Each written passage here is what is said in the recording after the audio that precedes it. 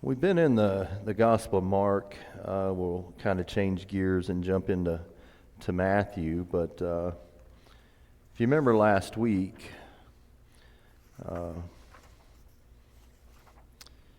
Jesus was going to go heal Jairus' daughter, and she passed away while he was on his way. But he was delayed a little bit by getting there because of what?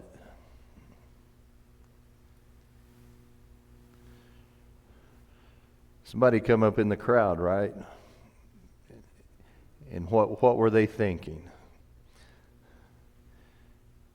If I just touch his garment, I'll be healed. So it says she heard about Jesus, and then she had those thoughts. I shall get well. And this lady had suffered tremendously for a while. And it said instead of her getting better, she got worse. She spent everything she had, but her faith healed her. And we saw Jesus telling Jairus not to be afraid, but to believe when he heard the news about his daughter. So Jesus went in and raised that daughter from the dead. And as he left there, we were in Matthew chapter 9, verses 27 through 34. And he had an encounter with two blind men.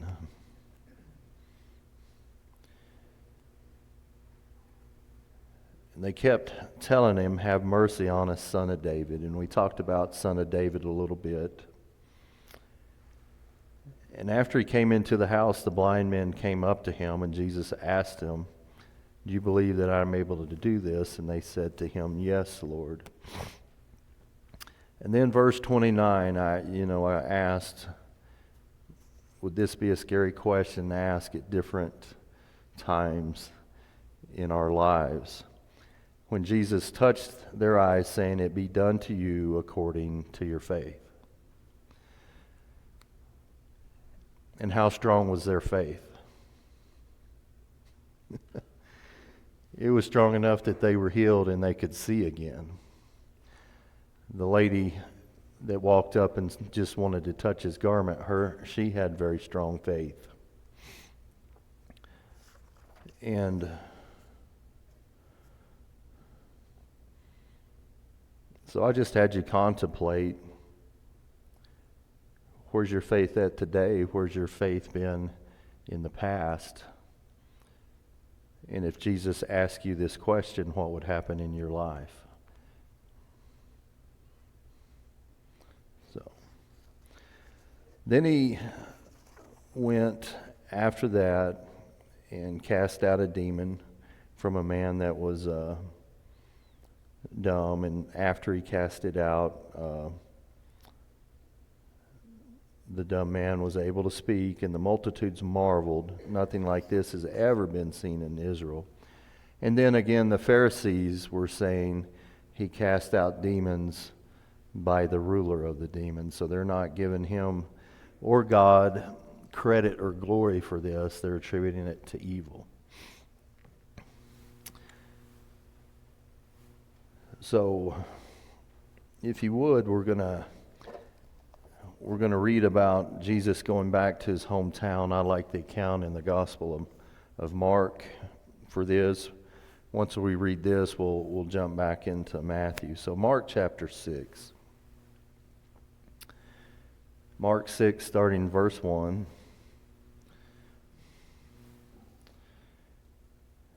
After he just had these encounters with Jairus' daughter, the lady who was suffering from the bleeding, healing the two blind men and casting out the demon. Verse 1 says, as he went out from there and he came into his hometown, and his disciples followed him. So what's his hometown? Nazareth, that's right. And when the Sabbath had come, he began to teach in the synagogue, and many listeners were astonished, saying, "Where did this man get these things, and what is this wisdom given to him, and such miracles as these performed by his hands?" Is not this the carpenter, the son of Mary, the brother of James and Joseph, and Judas and Simon, and are not his sisters here with us? And they took offense at him. So verse 2 says, when the Sabbath come, where do we find Jesus? A lot. He's in the synagogue, right? He's in his hometown synagogue, and he starts teaching. And these people know that he's been, what is his trade that he's been brought up in? Carpentry. So they know he hasn't been shipped off to Jerusalem, right, to study at the feet of the rabbis, things like that. And after they hear him, it says they were astonished. And what questions were they asking?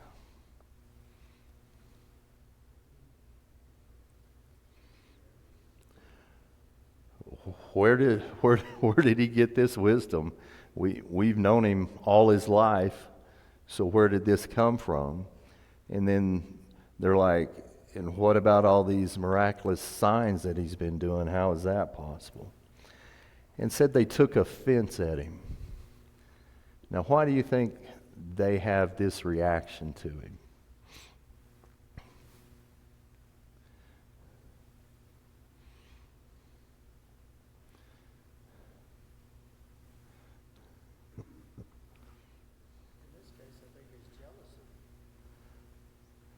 Dennis said, in this case, I think it's jealousy. I think that's a lot of it.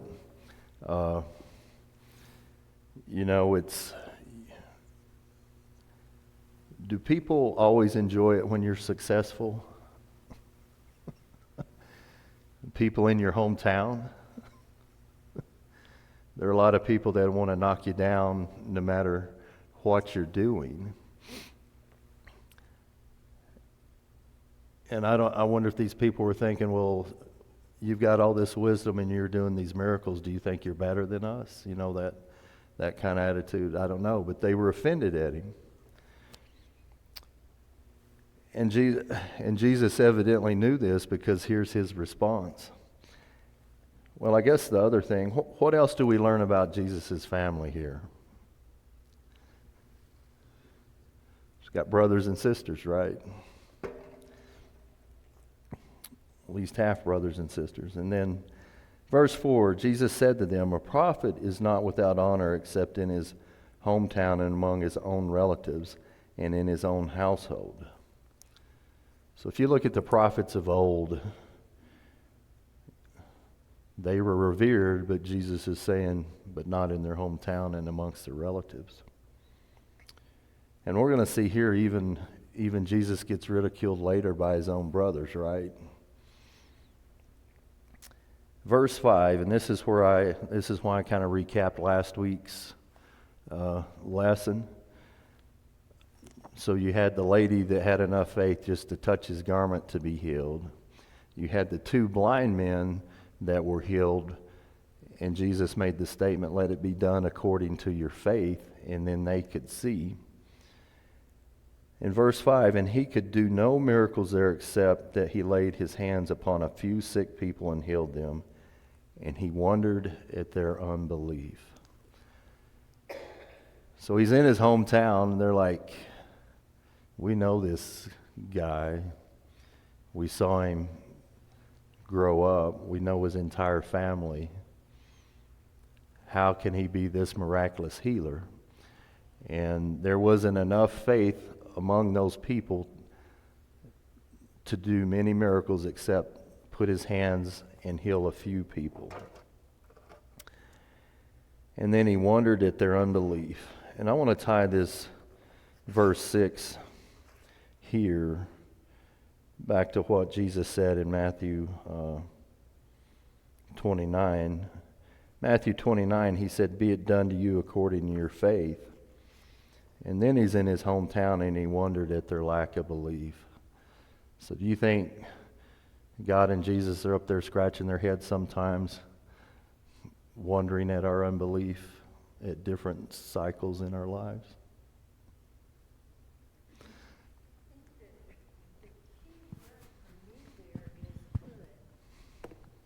Jesus could not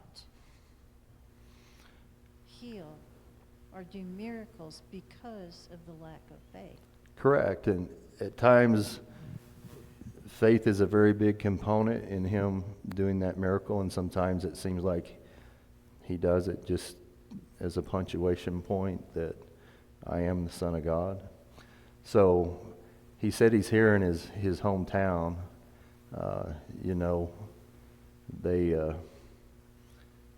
He gives them a lecture about,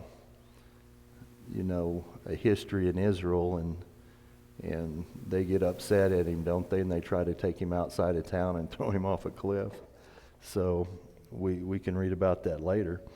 But yeah, he's in his hometown, and he said, I'm a prophet, and I'm not getting any honor here, and that's no different than the prophets before me. And he wondered at their unbelief.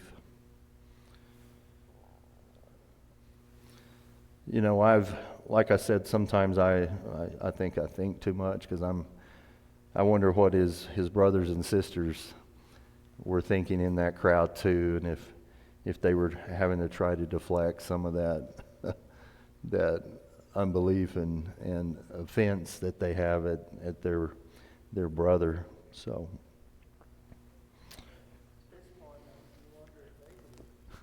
exactly right. I think they're still scratching their heads, and like I said, his brothers ridicule him and said, don't you need to be going off to this festival and doing miracles with your gang? And it was just, being ridiculed. But later we learned that his brother James is very repentative of not believing, and a pillar in the church after Jesus ascends into heaven. So right now he's surrounded by lots of unbelief, but the poor and downcast seem to have tons of faith on what Jesus can do for them. Yeah. All right. Let's there's no more comments. Let's move to Matthew chapter 9. And there's quite a bit of material here to cover. We'll start in verse 35 of chapter 9.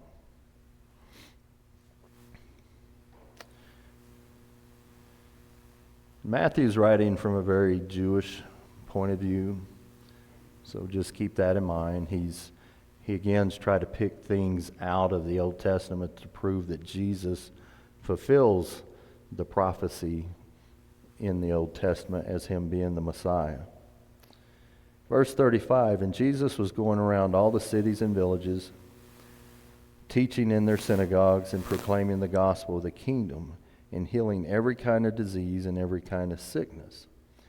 And seeing the multitudes, he felt compassion for them, because they were distressed and downcast like sheep without a shepherd. And he said to his disciples, the harvest is plentiful, but the workers are few. Therefore, beseech the Lord of the harvest to send out workers into his harvest. So Jesus is working. He's proclaiming the gospel. He's performing miracles that validate that he is the Son of God and that this gospel is the truth. And when he sees the multitudes in verse 36, what's his human emotion, or what's the emotion that he has here? He has compassion because what? What situation are these people in? What does it say? Mine says distressed and downcast. What are other versions saying? Weary and scattered. Harassed and helpless.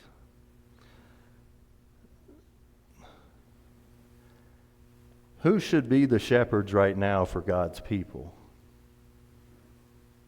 in Israel? The priests, the Pharisees, the scribes. Are they doing a good job of shepherding?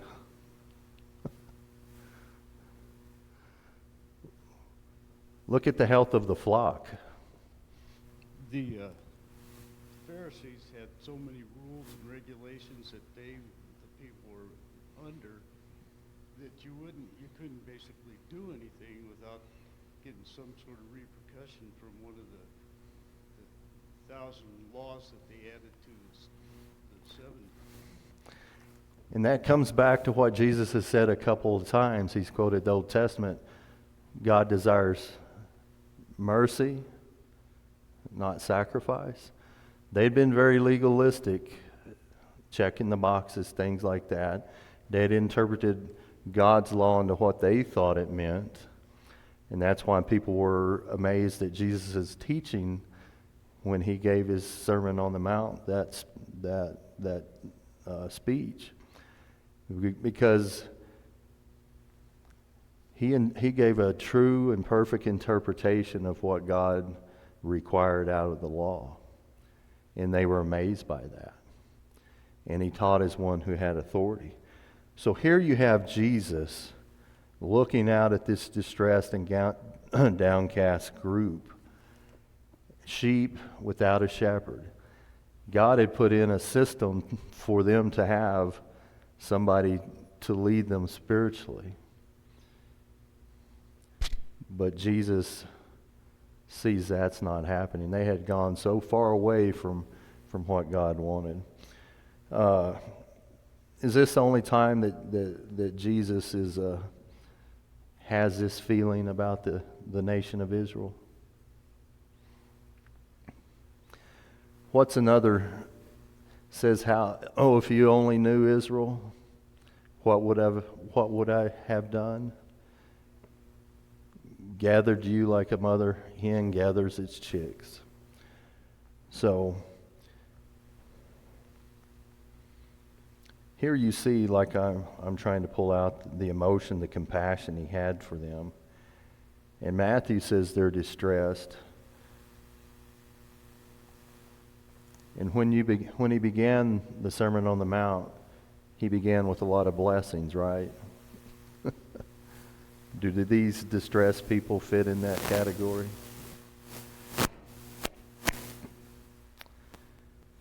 So after Jesus says this, he turns to his disciples, says the harvest is plentiful, but the workers are few.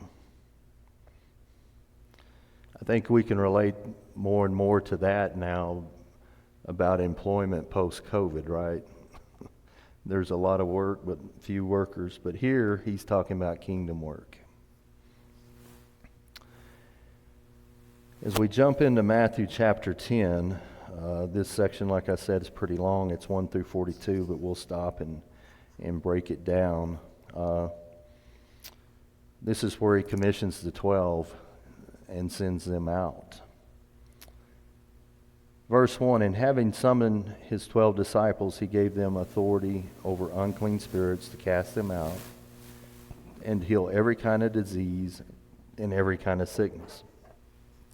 Now the name of the 12 apostles are these: the first, Simon, who was called Peter, and Andrew his brother, and James the son of Zebedee, and John his brother, Philip and Bartholomew, Thomas and Matthew the tax gatherer, James the son of Alphaeus and Thaddeus, Simon the Zealot, and Judas Iscariot, who betrayed him. These 12 Jesus sent out after instructing them, saying, do not go in the way of the Gentiles, and do not enter any city of the Samaritans. So he's given them specific instructions on where they need to go while he's still alive and on this earth, correct? And who are they going to? The Jews, the lost sheep of Israel, right? That's who he's targeting. After Jesus ascends to heaven, is there still a limitation on who they can go out to? No. Peter had to have a dream about it and finally understand that the Jews can have salvation also. And after he had that encounter with Cornelius, he had to go explain himself to the leaders in Jerusalem, right? Because they were upset. So right now, at this point in time, Jesus is just sending them out to the Jews. Verse 6, but rather go to the lost sheep of the house of Israel, and as you go, preach, saying, the kingdom of heaven is at hand. Who did we hear having that same message very early on? John the Baptist. That's right. So that's going to resonate, that John was a very popular guy, right? John the Baptist. His message resonated because it resonated to the distressed and downcast people. And he didn't hold any punches when he came to talking to the Pharisees about what he thought about them either, right? You brood of vipers, who told you to come be saved? So tell them that the kingdom of heaven is at hand. Heal the sick, raise the dead, cleanse the lepers, cast out demons. Freely you received, freely give. Do not acquire gold or silver, copper for your money belts, or a bag for your journey, or even 2 tunics or sandals, or a staff, for the worker is worthy of his support. So you're not supposed to take anything. If you don't take anything, who are you dependent on to sustain you? God. And I'll come back to the widow that gave the 2 small copper coins. She gave everything she had, but she had to have faith that God was going to provide for her. So Jesus is telling them, go to the lost sheep of Israel and don't take anything. You'll be given what you need. For the work is worthy of his support. Verse 11, and into whatever city or village you enter, inquire who is worthy in it, and abide there until you go. And as you enter the house, give it your greeting. Some may say blessing. And if the house is worthy, let your greeting of peace come upon it. But if it is not worthy, let your greeting of peace return to you. And whoever does not receive you, nor heed your words, as you go out of that house or that city, shake off the dust of your feet. So that was very common, way to show that you disapproved of how you were treated, or those people, is you'd want to shake the dust off of your feet from that town so you wouldn't carry it to the town you lived in or to your country. Verse 15, truly I say to you, it will be more tolerable for the land of Sodom and Gomorrah in the day of judgment than that city. To me, that seems to be a very powerful statement. I don't know if it strikes you that way. So if there's a city that rejects you, what did Jesus just say? What town's going to be more tolerable? And what did God do to Sodom and Gomorrah? He destroyed it. So that's a pretty significant judgment that he already laid against it. And he said it's going to be more tolerable for these people on the day of judgment than the people that don't let you, give you, that will not hear the word and turn you away.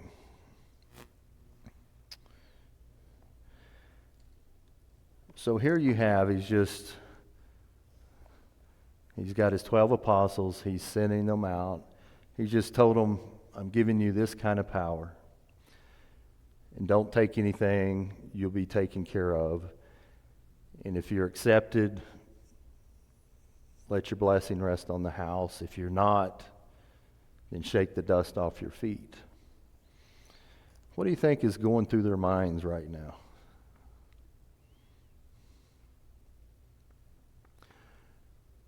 Where do you think, they've seen a lot with Jesus, where do you think their faith is? Do you think they have faith that they can do this or not? Or I've always wondered as he's talking to them, because then he goes into some pretty,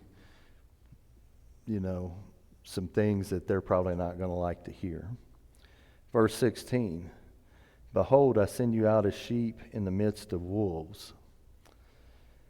Therefore be shrewd as serpents and innocent as doves. But beware of men, for they will deliver you up to the courts and scourge you in their synagogues, and you shall even be brought before governors and kings for my sake as a testimony to them and to the Gentiles. But when they deliver you up, do not be anxious about how or what you will speak, for it will be given you in that hour what you are to speak. For it is not you who speak, but it is the Spirit of your Father who speaks in you. So he just laid some pretty heavy stuff on them, right? I'm going to send you out. And he's talking about through their entire life serving him. It's not just this one jaunt they're doing right now. And he says, you know, you're going to be beaten. You got to watch out for people. You're sheep amongst wolves. You're going to be brought before governors and kings for my sake, and give testimony to them and to the Jews. So I'd like to fast forward to Acts chapter 4 and just look at this.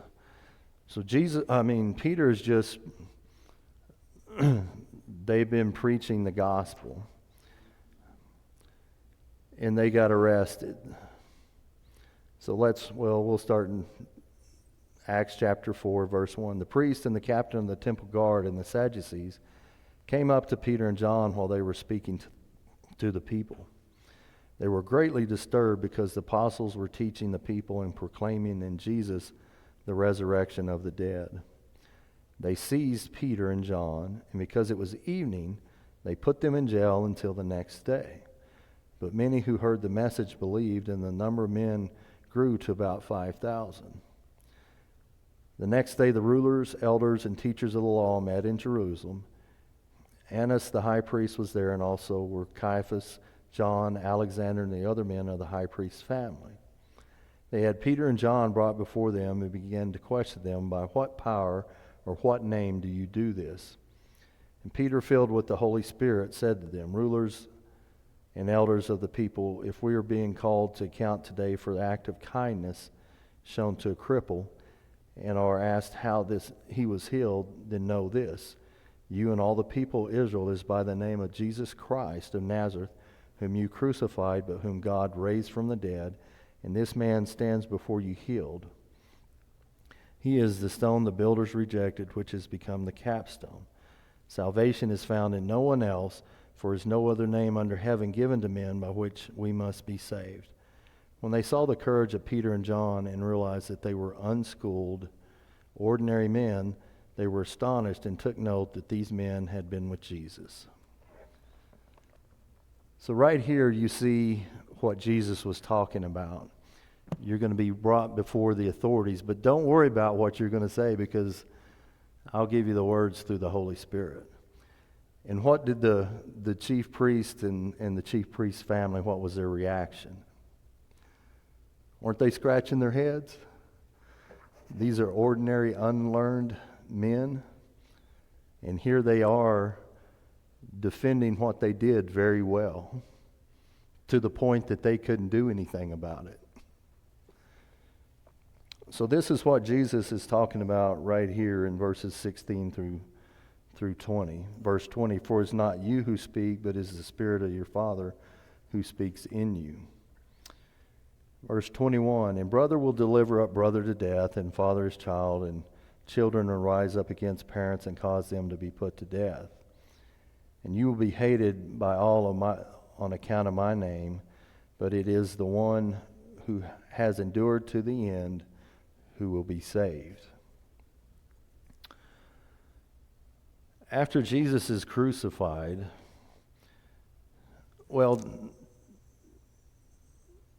Jesus was persecuted throughout his ministry up to his death. And he's talking about you'll be hated by all on account of my name.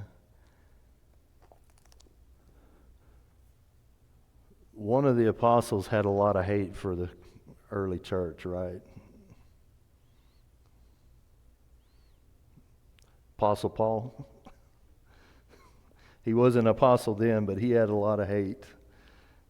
As a Pharisee, in good conscience, doing what he thought God wanted him to do in persecuting the church and getting rid of this sect. What was he doing with people? He was getting orders to go round up people. He was there when people were being stoned, and he was giving their approval. So there's a lot of hate. And Jesus is going to kind of mention here later, if I'm not spared this persecution, then don't think you're going to be spared this persecution either.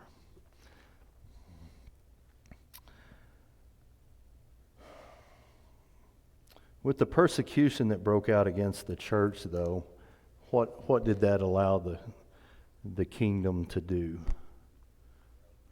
Allowed it to grow, right? Because people dispersed away from Jerusalem, and they spread the message everywhere they went. So it was in God's time and His planning.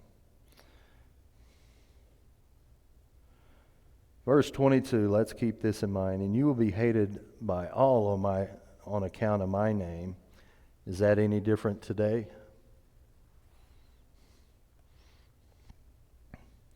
But it is the one who has endured to the end who will be saved. But whenever they persecute you in this city, flee to the next, for truly I say to you, you will not finish going through the cities of Israel until the Son of Man comes. And here he goes. A disciple is not above his teacher, nor a slave above his master. It is enough for the disciple that he become as his teacher, and the slave as his master. If you have called the head of the house Beelzebub, how much more the members of his household? So what point is he trying to get across here to his disciples? If they're going to attack me, and if they're going to accuse me of using the prince of demons to do everything that I'm doing, they going to be above not doing that to you? So he's laying out what they can expect. And that just because you're a follower of Christ, a disciple of Christ, does that mean you have an easy life? Is that true today? Think about it.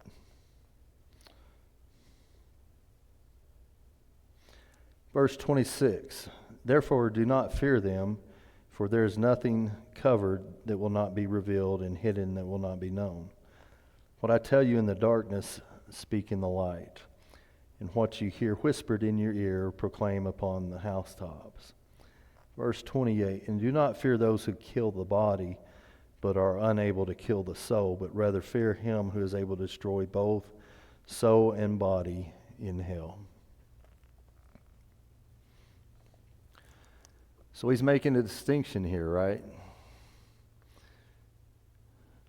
Between this flesh and the spirit that's in it, correct? And isn't that the problem he had a lot during his ministry? He's talking spiritual things, how we need to be spiritually. People are still trying to reconcile that to a secular world. And he tells them, as I send you out, don't worry about people that can kill the body, right? Be worried about what? Souls, because eternity matters, right?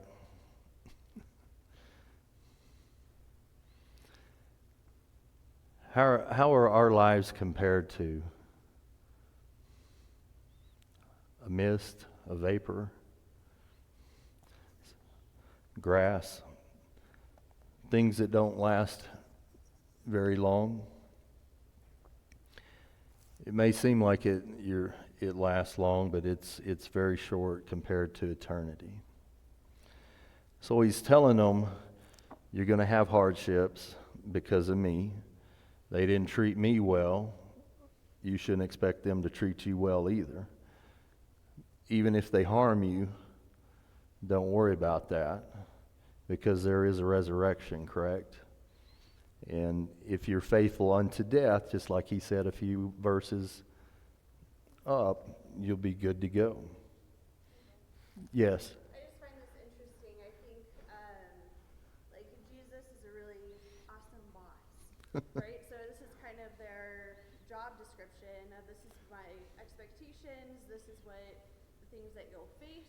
So it's not like they're going into something and have no idea what to expect. I mean, he's pretty much saying, like, hey, you're going to suffer a lot of physical damage, and these are the consequences. This is what you do in these types of situations. I just think that it's really nice and reassuring for the disciples to just have that expectation and maybe relieve some of those fears because of these words.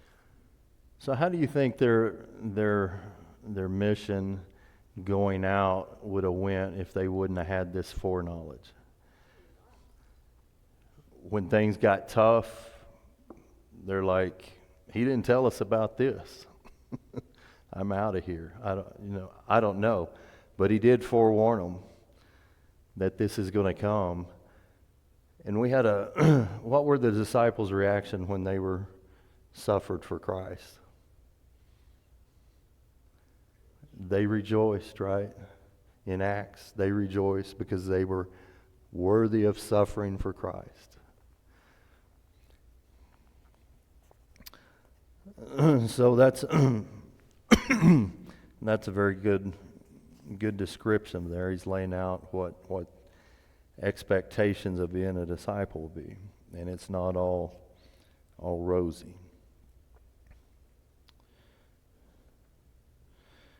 Then he goes on in verse 29. He's talking about verse 28. Be worried about those who can kill the body and the soul. Verse 29, are not 2 sparrows sold for a cent, and yet not one of them will fall to the ground apart from your Father? But the very hairs of your head are all numbered. So mine keeps getting smaller, but they are numbered. Therefore, do not fear. You are of more value than many sparrows. It's a pretty big span of comparison, We've got a bird here. Sparrows pretty common. They were where I grew up. They were everywhere. And it says God knows about them all. He knows the number of the hairs on your head. And aren't you worth more than a sparrow? Verse 32, everyone therefore who confesses me before men, I will also confess him before my Father who is in heaven. Isn't that an awesome thing right there? And verse 33 would be the scary one. But whoever shall deny me before men, I will also deny him before my Father who is in heaven. And then verse 34, do not think that I came to bring peace on earth. I did not come to bring peace, but a sword. For I came to set man against his father, and a daughter against her mother, and a daughter-in-law against her mother-in-law, and a man's enemies will be members of his household. And he's quoting Micah chapter 7, verse 6. And a man's enemies are, verse 37, he who loves father or mother more than me is not worthy of me, and he who loves his son or daughter more than me is not worthy of me. And he who does not take his cross and follow after me is not worthy of me. He who found his life shall lose it, and he who lost his life for my sake shall find it. He who receives you receives me, and he who receives me receives him who sent me. Let that sink in, verse 40. Who sent Jesus? God, that's right. If you receive Jesus, you're receiving God. And there was a question Philip posed to Jesus, right? Show us the Father. And what did Jesus say? If you've seen me, you've seen the Father. So there's that relationship right there. So if you don't receive Jesus, who are you rejecting? The Father. I mean, it's the opposite is true.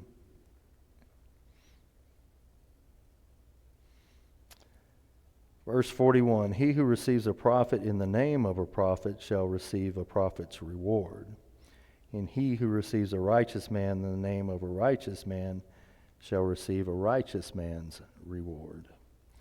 And whoever in the name of a disciple gives to one of these little ones even a cup of cold water to drink, truly I say to you, he shall not lose his reward. So he laid a lot of things on his disciples before he sends them out. Tells them, giving you this power. Don't worry about what you're going to eat or drink or where you're going to stay. That's taken care of. People don't receive you. Are you supposed to stand around and beg them to believe? Get out of there and go on to the next village, right? There's lots of work to do. Because in the beginning he said what? The harvest is plentiful and the workers are few. So there's a lot of work to do. And he expects them to be busy. So do you think he expects us to be busy?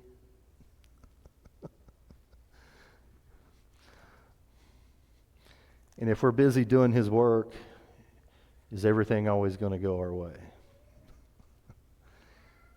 And should that discourage us or encourage us? Because we're no different than Jesus in that aspect, and we'll be no different than the apostles in that aspect, and we'll be no different than all of the people that preceded us that were doing God's work to spread the kingdom message. All right. Any comments on all of this? I know there's a lot to read through and try to digest, but all right. Well, that's all I have today. Next week, Kevin will be filling in teaching, and the week after that, Ken. So me and my wife are gonna. You're not? Okay. All right. So me and my wife will be gone a couple weeks traveling. So anyway, hope y'all have a blessed week, and thank you for your attention this morning.